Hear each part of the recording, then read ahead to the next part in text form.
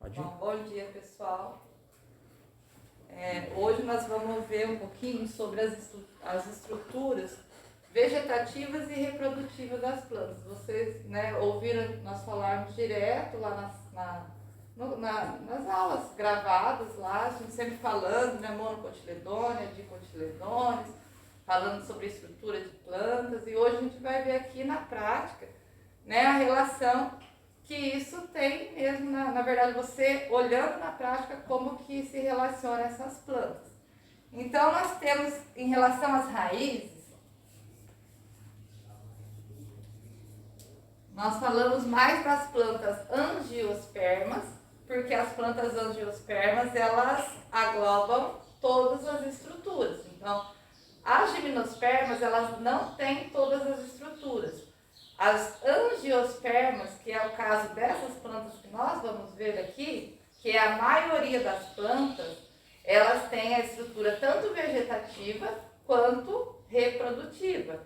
Então vamos falar um pouquinho em relação às raízes, que nós temos dois tipos de raízes ali, que são as raízes fasciculadas e as raízes pivotantes. Então, se a gente pegar aqui, até o Ivaldo brincou, Ivaldo falou assim, a pessoa já está lá mexendo nas monocotiledôneas. Se nós pegarmos o milho, nós temos uma raiz aqui, que se vocês observarem, ela tem várias estruturas que nós chamamos ela de cabeleira, essa raiz, porque ela sai várias estruturas da raiz do mesmo porte, e todas laterais, ela não tem um pivô central, ela só tem as cabeleiras. Se vocês pegarem o milho que está aí perto de vocês, vocês podem pegar. Isso aqui é chamado de raiz fasciculada. Então ela tem uma abrangência maior para as laterais e ela não tem um pivô central. Ela tem três aí, depois se vocês quiserem vocês vão passando. Então ela vem todas na mesma dimensão. Você não vê diferença aqui, falar, essa aqui é raiz primária ou essa aqui é raiz secundária. Todas são parecidas. Essa é a raiz da fasciculada. Na raiz pivotante, eu peguei ali um caruru.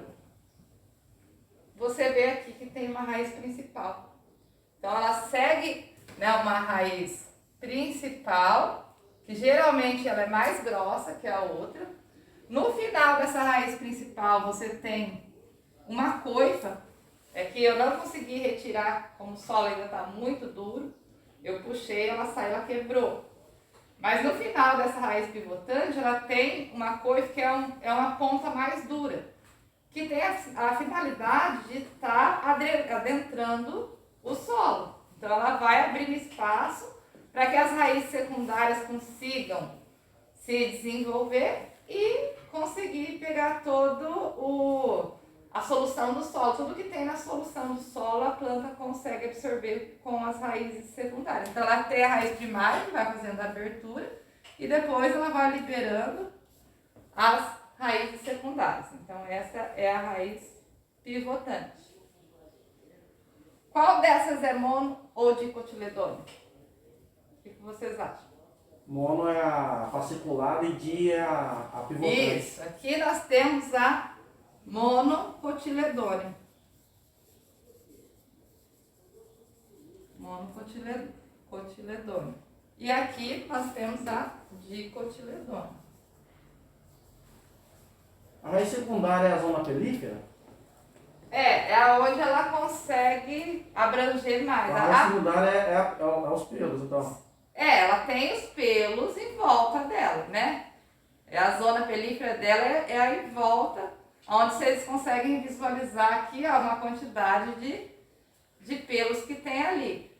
Então ela tem aqui a primária, a secundária, e a zona pelífera dela ela faz essa abrangência. Tá. Aí outra coisa é em relação às folhas. Se vocês pegam as folhas da monocotiledônea, vocês vão perceber que ela tem as nervuras paralelas. Se nós pegarmos aqui as folhas das monos, ela vai ser com a nervura sempre paralelas. Se vocês olharem o milho, a nervura dele sempre paralela. E essas folhas são chamadas de paraleliníneas. Então é o nome da folha, paraleliníneas, porque elas são sempre paralelas. Pode pegar aí. E as folhas das dicotiledôneas, essas aqui são chamadas de paraleliníneas.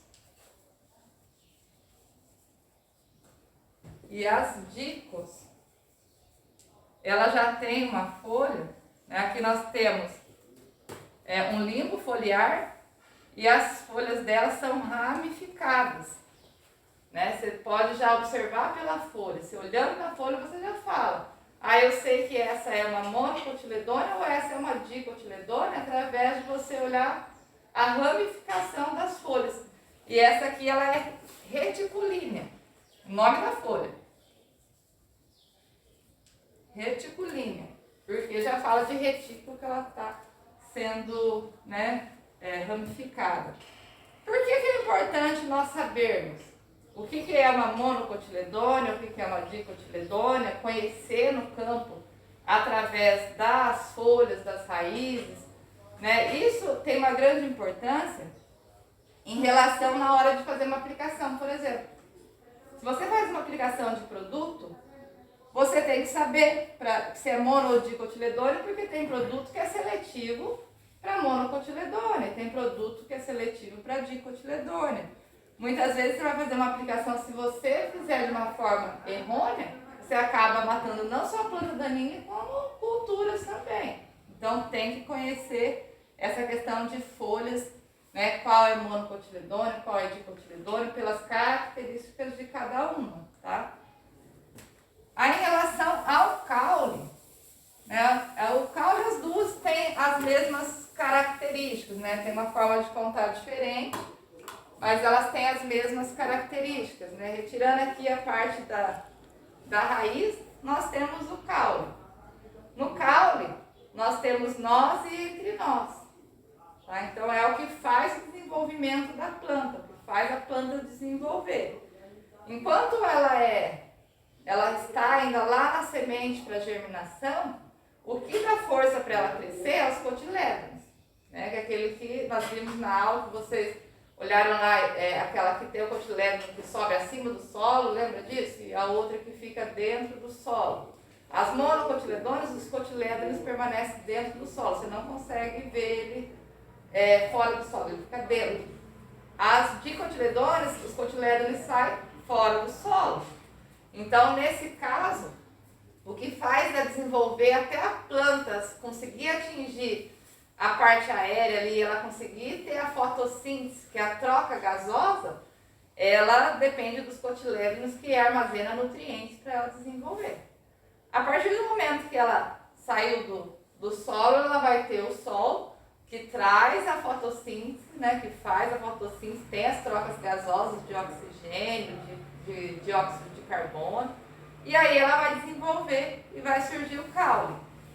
Nesse caso, o caule pode ser de monocotiledônea ou dicotiledônea. Nesse caso da monocotiledônea, geralmente tem o caule, um pedúnculo, que leva a gema apical.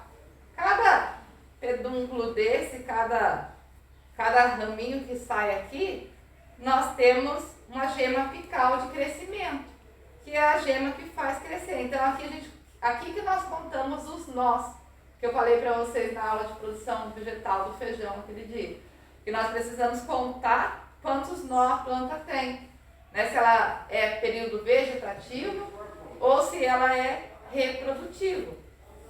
Então aqui nesse caso, se nós tirarmos esse pedúnculo daqui, nós vamos ter uma folha. O que tem junto com ela nós chamamos de folíolo, tá? Porque a folha é todo o conjunto que sai junto aqui da gema. E aí, entre um nó e outro, chama entre nó. Um nome sugestivo, que está entre os dois nós. Então, vocês vão fazer a contagem para saber quantos nós através dessas gemas apicais aqui. Lá em cima na planta, ela tem a gema terminal, chamada de gema terminal. Um exemplo é quando você vai fazer o plantio de tomate. Tá? Você planta tomate e tem aquele crescimento indeterminado. Ele cresce, cresce, vai tendo folhas indeterminadamente. O que tem que ser feito para concentrar os nutrientes dos frutos e parar o crescimento? Você tem que ir lá e arrancar a gema terminal, que está lá em cima. A hora que você corta a gema terminal, parou o crescimento. A planta não vai ter mais crescimento, desenvolvimento de altura. Aí ela vai manter os nutrientes, tudo que ela tem ali, porque ela já tem até aquele período. Então ela vai deixar os frutos mais bonitos, né? Os frutos vão ficar mais vistosos, porque ela parou de mandar nutrientes lá para a parte aérea, para cortar. Então aqui no caule, que nós contamos os nós vemos que está no período de vegetativo ou reprodutivo. E por que é importante nós conhecermos os períodos vegetativos e reprodutivos das plantas?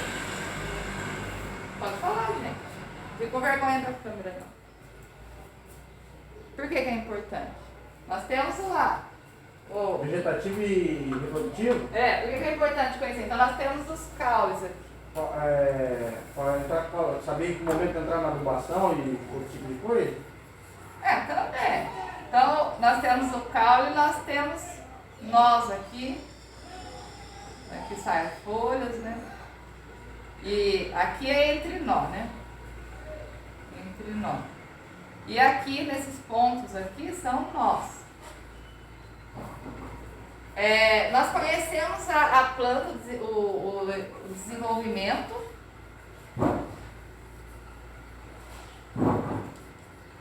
vegetativo e reprodutivo.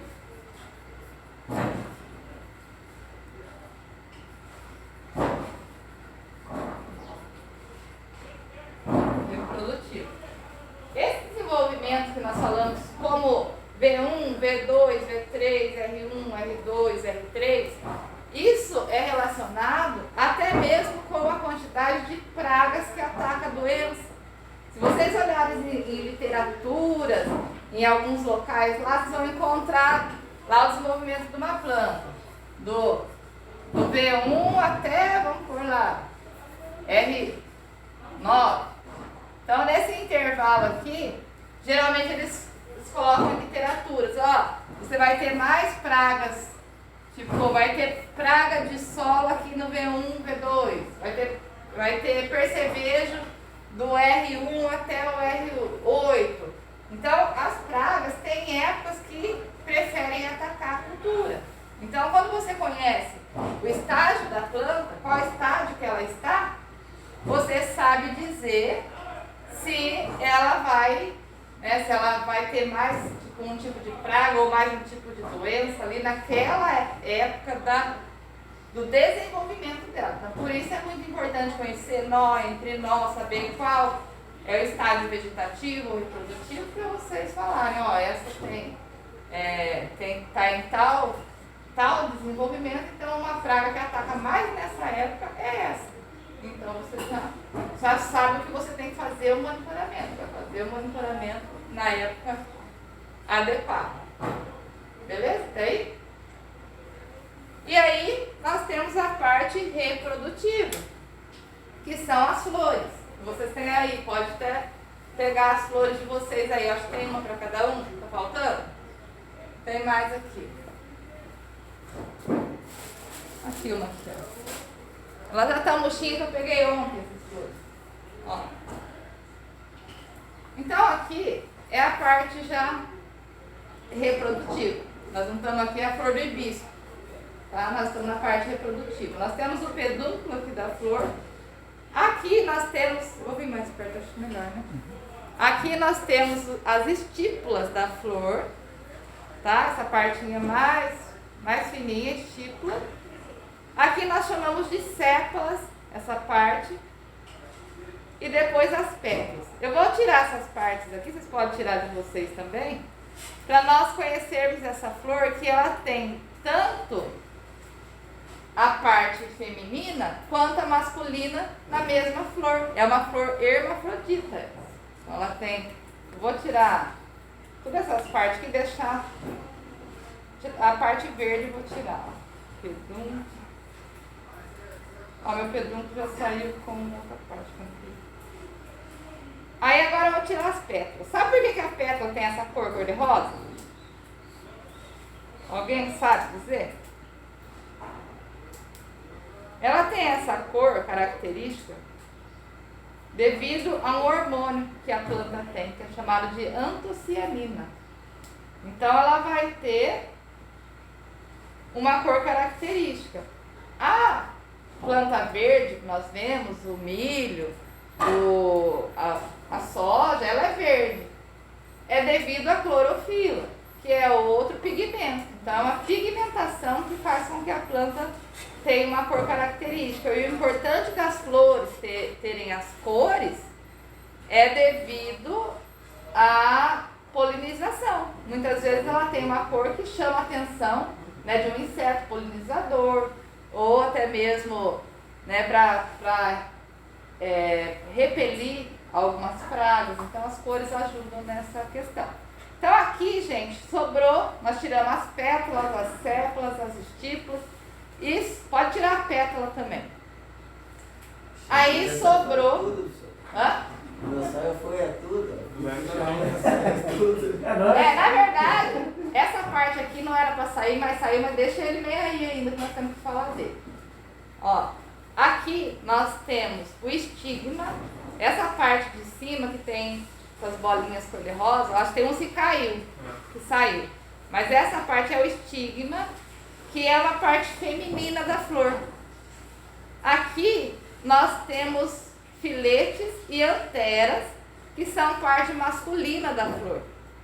Então a flor tem os dois sexos na mesma flor. Então ele é hermafrodita. Então nós temos aqui chamado de filetes, anteras e estigma. Aqui dentro da flor, nessa parte desse tubo aqui, nós temos um tubo polínico, que vai sair vários filetinhos que vai chegar no ovário, que o meu saiu aqui antes. Mas essa parte mais gordinha aqui embaixo é onde tem o ovário da flor. Aqui dentro é o ovário. Se abrir aqui, eu não sei se eu tenho uma faquinha aqui. Olha lá, essa parte fininha que você puxou é o que leva do estigma. Aqui nós temos o grão de pólen. Ele entra pelo estigma e leva lá no ovário. Aí ele faz a fecundação ali. E aqui dentro, se abrir, você tem canivete aí? Pode abrir, cortar ela aí de cima para baixo. Vai, aí. cirurgião, vai. Pode cortar. Tem a mão boa. Corta ela que aí vai sair o ovário. Aí você vai ver vários bolinhas bem pequenininhas, e aquilo lá são os óvulos. Dentro do ovário já tem os óvulos. Então, o grão de pólen chega no ovário e vai fazer a fecundação. Uma mesma flor. É bem interessante, né, pessoal? Isso é as características da flor. Então, nós estamos terminando essa parte por aqui. E no próximo vídeo a gente volta mostrando os estômatos das flores.